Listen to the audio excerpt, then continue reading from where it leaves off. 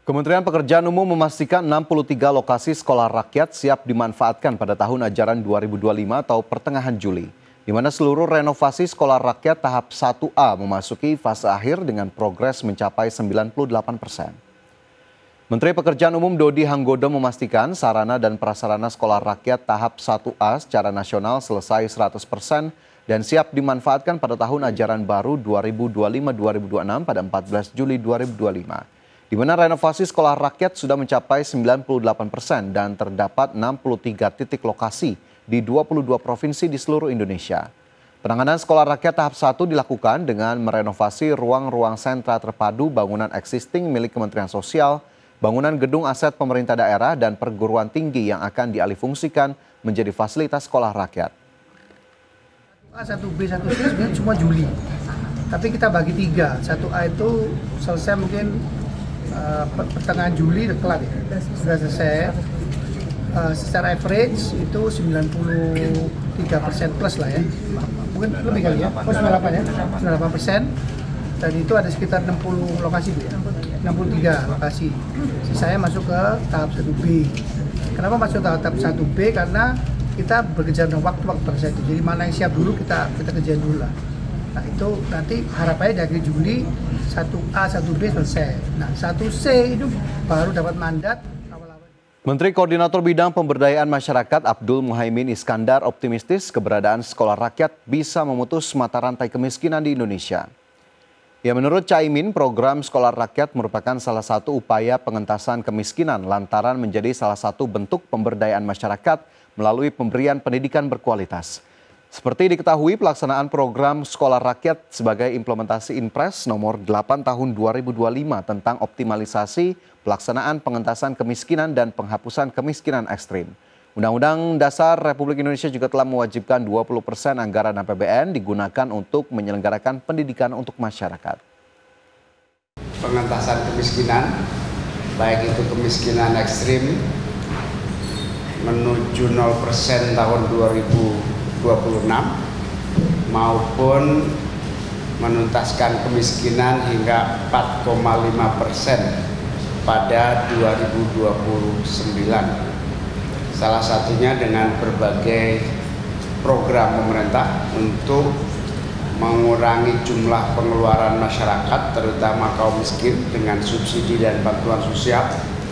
Yang kedua, membuat program yang memungkinkan masyarakat tumbuh ekonominya sehingga Otorita Ibu Kota Nusantara membutuhkan anggaran pembangunan IKN tahap 2 mencapai 48,8 triliun rupiah sampai tahun 2028. Kebutuhan anggaran tersebut diperuntukkan untuk membangun area perkantoran, hunian legislatif dan yudikatif, serta ekosistemnya.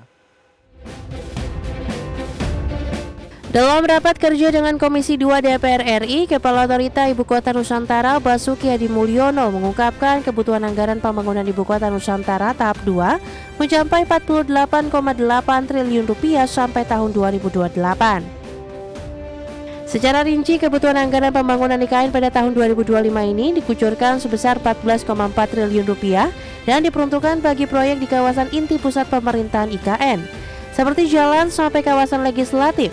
Di 2026, OIKN membutuhkan anggaran sebesar 17,08 triliun rupiah, sementara di 2027 OIKN memerlukan anggaran sebesar 14,64 triliun rupiah, dan di 2028 kebutuhan anggaran mencapai 2,68 triliun rupiah.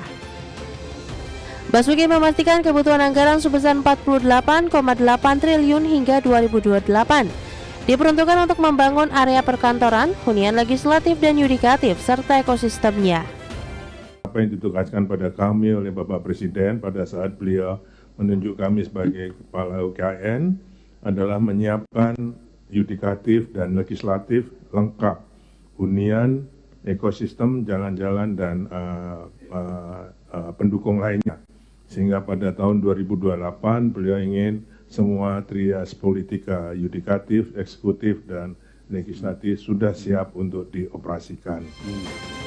Otorita IKN mencatat progres serapan anggaran hingga 31 Desember 2024 sebesar 626,24 miliar rupiah atau 93,17% dari alokasi anggaran sebesar 672,11 miliar rupiah.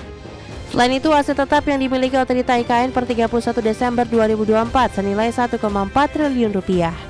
Dari Jakarta, Tim Liputan, IDX Channel. Halo, selamat siang pemirsa. IDX Channel kembali berjumpa bersama kami dalam IDX Precision Closing. Sejumlah informasi dari dunia ekonomi dan bisnis akan kami sajikan untuk Anda. Dan bersama saya Fajar Wayong, inilah IDX Precision Closing selengkapnya.